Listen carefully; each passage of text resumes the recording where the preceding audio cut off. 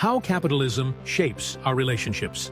Across cultures, in modern society, capitalism isn't just an economic system. It's a cultural force that quietly reshapes the way we relate to one another. From friendships to romance, family ties to work relationships, capitalism has crept into the very core of human connection. What was once rooted in community, survival, or spirituality has increasingly become transactional, commodified, and influenced by market logic. Love and romance, the marketplace of desire. Under capitalism, even love can become a product. Dating apps have turned romance into a swipeable catalog of potential partners, filtered by marketable traits like appearance, income, education, and status. Relationships become investments, and breakups are framed as poor returns on emotional capital. This is especially pronounced in individualistic, capitalist-heavy societies like the US, where romantic choices often reflect personal branding and lifestyle compatibility rather than familial or communal values. In contrast, in collectivist cultures, especially those less saturated by Western capitalism, relationships may still hold a communal or spiritual dimension. Love is less about choice and more about duty, family reputation, or collective survival.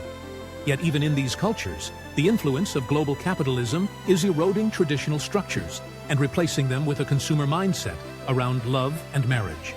Friendship, from bonds to networks. In hyper-capitalist cultures, friendships often mirror professional networking. Relationships are nurtured not just for emotional support, but for strategic gain. Who you know becomes as valuable as what you know. Time becomes currency, and social interactions are filtered through productivity. Is this worth my time? Contrast this with cultures that emphasize community over competition. In many indigenous or agrarian societies, friendships form through cooperation, shared resources, and interdependence. There, relationships are not transactional, but deeply relational and tied to survival. Capitalism, however, introduces a scarcity mindset, leading to isolation, competition, and a reduction in authentic connection. Family, the privatization of care.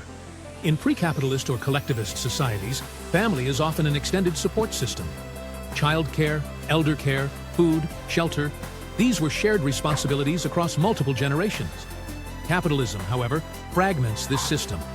Nuclear families become isolated units, burdened with the full cost of caregiving, and often forced to outsource emotional labor to paid professionals. Nannies, therapists, elder care workers. The home, once a site of shared meaning, is now shaped by economic pressures.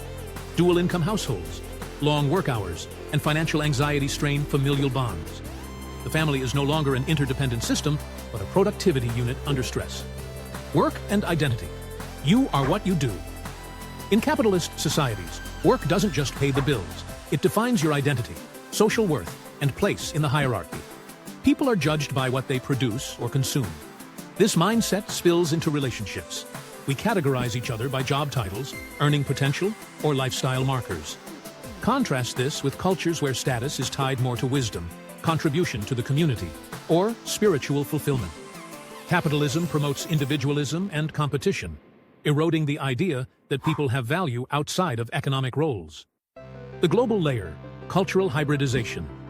Global capitalism doesn't operate in isolation, as Western ideals of love, work, and success spread through media, advertising, and digital platforms. Traditional cultures adopt and resist these models in complex ways. A young woman in Kenya might aspire to Western notions of career and independence while navigating expectations of marriage and community. A man in Japan might balance corporate loyalty with growing alienation and loneliness.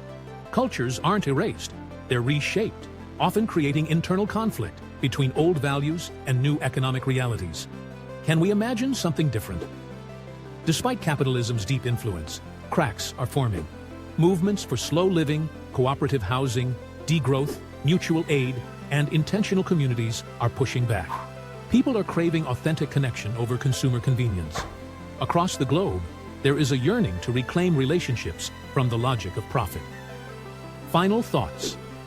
Capitalism has changed how we meet, love, support, and understand one another. But this isn't the end of the story. Culture is not static, and neither are we. Recognizing how capitalism shapes our relationships is the first step in imagining new ways to connect. Ways that prioritize humanity over efficiency, meaning over money, and community over consumption.